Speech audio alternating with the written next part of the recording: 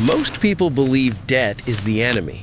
They think the moment the debt is gone, peace will arrive and life will finally move forward. But if that were true, millions of people who paid off their loans would feel free forever. Instead, many fall right back into the same financial pressure, only with different numbers and different names. That's because debt is not the problem. Debt is only the evidence of something deeper that was already broken long before the bill arrived. The real problem is the system you live inside without noticing, a system of habits, reactions, identity, and decisions that quietly shapes how money enters your life and how it leaves. If that system remains unchanged, removing debt changes nothing. You can erase every balance today, and the same structure will slowly recreate it tomorrow. To understand this, you have to stop thinking about debt as a financial issue and start seeing it as a behavioral one.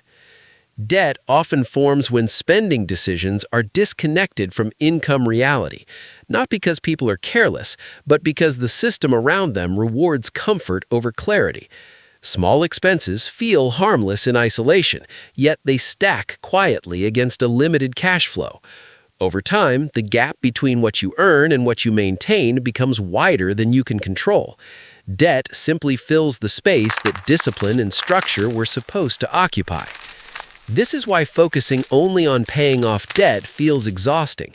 You are fighting a symptom while the cause remains untouched. Every payment feels like progress, but internally, nothing has changed about how money is managed. Without a new system, the moment pressure eases, old patterns return. This is not a failure of willpower, it is a failure of design. The first shift is understanding that money is a flow problem, not a motivation problem. Most people do not lack desire or effort, they lack structure. Income arrives without a plan, expenses leave without intention, and whatever remains is expected to create stability. That approach cannot work consistently.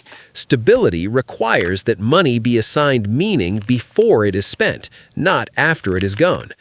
A functional financial system starts with non-negotiable actions. These are not dramatic sacrifices or extreme budgeting tactics. They are small, repeatable decisions that happen automatically regardless of mood or circumstance. Saving a fixed percentage before spending, tracking cash flow weekly, and maintaining a buffer that absorbs mistakes are examples of systems that reduce pressure.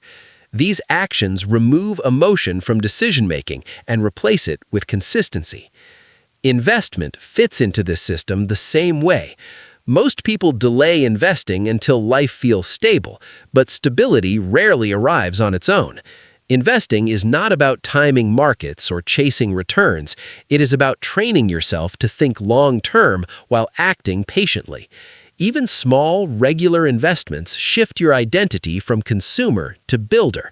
That identity change matters more than the amount itself. Debt becomes dangerous when it funds a lifestyle instead of a strategy. Not all debt is destructive, but unmanaged debt is. When borrowing replaces planning, the system collapses under its own weight. The goal is not to eliminate all debt at any cost, but to ensure debt never exists without purpose, structure, and a clear exit. Control always matters more than speed. Passive income is often misunderstood as an escape, when in reality it is a reinforcement. It does not save a broken system, it amplifies a healthy one. Small income streams only work when expenses are controlled and expectations are grounded. Without structure, extra income disappears as quickly as it arrives. With structure, even modest cash flow compounds quietly over time. The most important shift is internal. You stop seeing yourself as someone trying to get out of debt and start seeing yourself as someone who manages systems. You stop reacting to bills and start designing flows. When identity changes, behavior follows naturally. The pressure reduces, not because money increased overnight, but because chaos was removed. Debt loses its power the moment you stop treating it as the enemy. When you address the system beneath it, every financial decision becomes clearer. You spend with intention, save without fear, and invest without anxiety.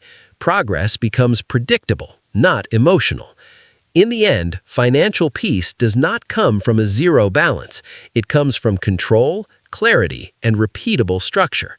When your system works, debt cannot grow unnoticed. When your identity shifts, money stops feeling heavy. And when flow replaces force, progress becomes quiet, steady, and sustainable.